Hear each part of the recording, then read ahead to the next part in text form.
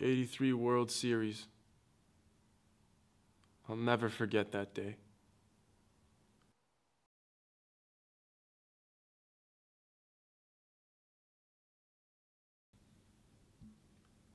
The sun on my face, the fans screaming.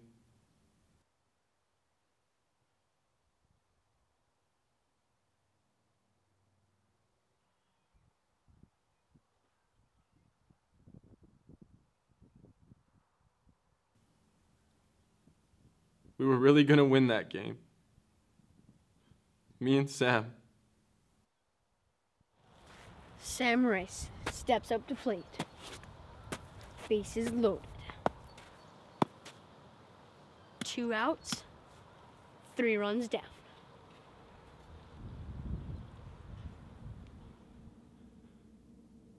That day changed my life. I was so scared I didn't know what to do.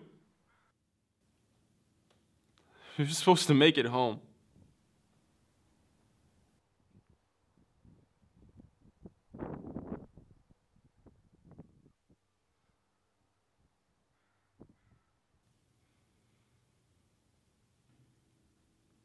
I remember getting the call. I was in such a mess. Mrs. Rice, your son is in serious condition at the hospital. I mean, how does a person react to that? The hardest part for me was having to explain it to Sam. Is everything going to be okay, Mom? Do you remember the blood transfusion you had done a few months back? The blood helped you, but there was a complication. The blood you received was infected with HIV.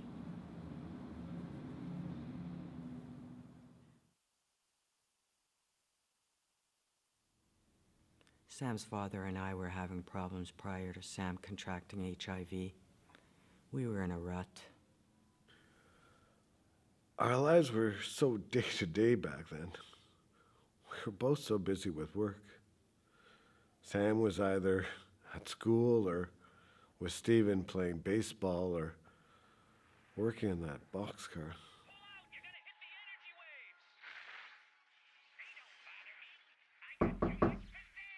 Sam, could you get that?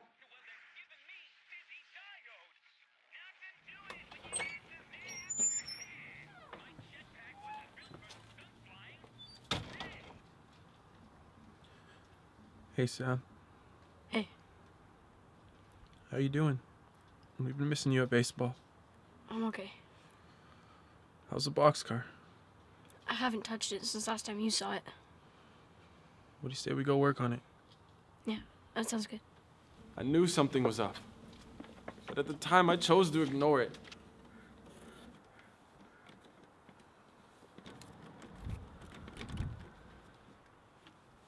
Sam, can you pass the multi-tool?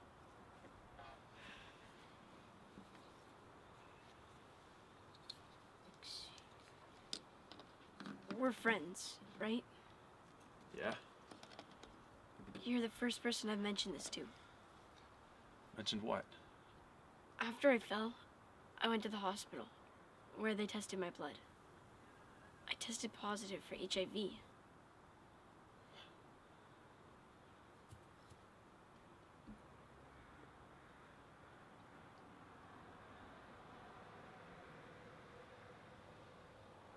It's getting kind of late. I acted so horribly. I was so young and ignorant. I honestly had no idea what to do. So I just left. I just left.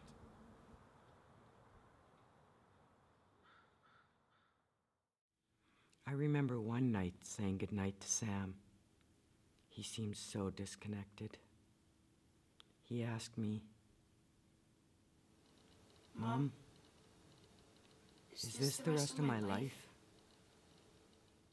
I didn't know what to tell him. Partially because I didn't know what to say, but mostly because I really didn't know.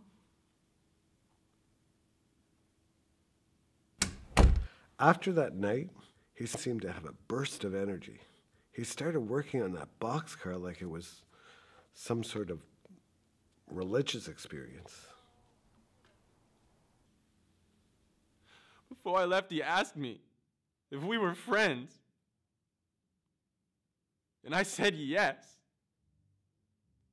What kind of friend treats someone like that? Just leaves them there. Maybe if I wouldn't have abandoned him, he'd still be here. Maybe if I would have caught that loose wheel.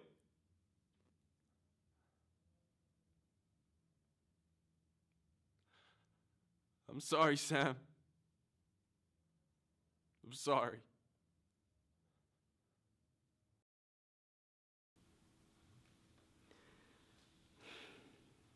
It's still really hard to accept that he's gone.